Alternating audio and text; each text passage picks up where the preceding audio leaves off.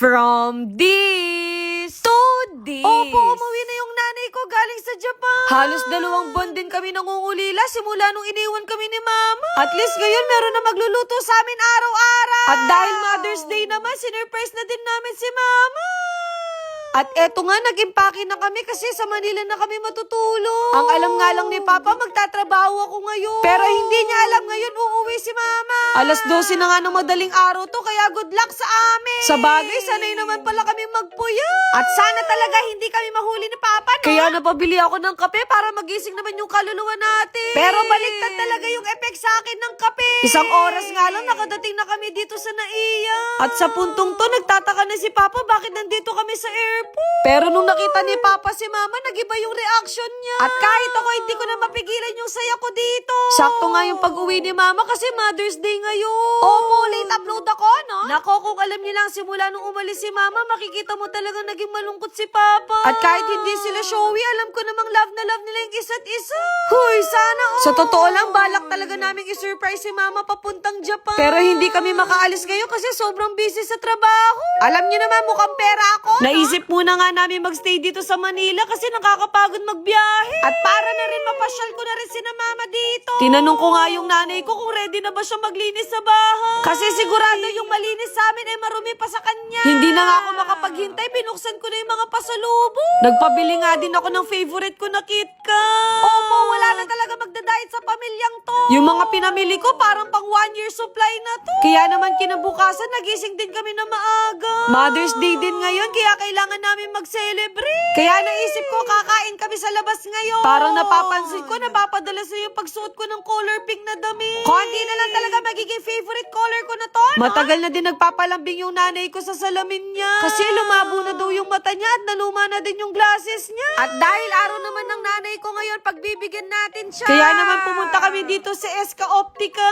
Nalaman ko kasi na marami daw magagandang salamin dito. At parang ako yata yung mabubudol ngayon, no? Sa mga hindi nakakaalam, malabo din kasi yung mata ko.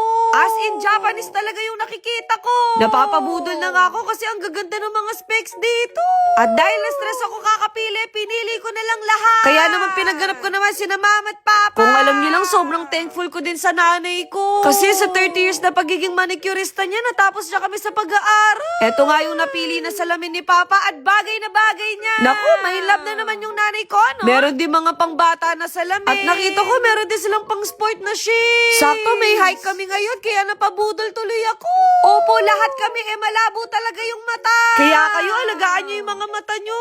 Kasi kapag lumabo na yan, wala ka nang magagawa. Naalala ko noon, nung estudyante ako, sabi ko kapag nagkapera talaga ako naman yung babawi sa kanila. Kaya kapag tinitreat ko sila sa mga ganitong bagay, hindi talaga ako nanghihinayang. Sabi nga nila, hanggat malakas sila, sulitin natin. At naniniwala ako na kapag mahal mo yung mga pamilya mo, mas i-bless ka ni Lord. At eto nga, ang dami din nilang mga shades dito, kaya napabili na naman ako.